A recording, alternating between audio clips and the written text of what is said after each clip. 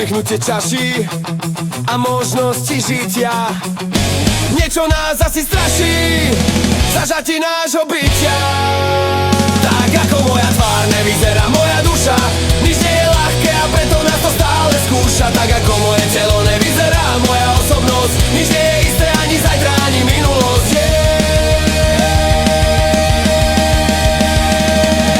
Skromne viem už, čo sa slúši, aj čo je pre mňa potreba. Občas vyhovuje mojej duši nadpriemerná spotreba. Potrebné sú veci, jak z ktorých mávam radosť. Potrební sú všetci, najmä tí, na ktorých mám slabosť. Užívam si teraz to, čo mám, nemusím počuť vaše neprijatie názoru.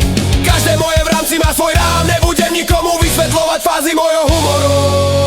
Tak ako moja tvár nevyzerá moja duša, nič nie je ľahké a preto nás to stále skúša. Tak ako moje telo nevyzerá moja osobnosť, nič nie je isté ani zajtra, ani minulosť.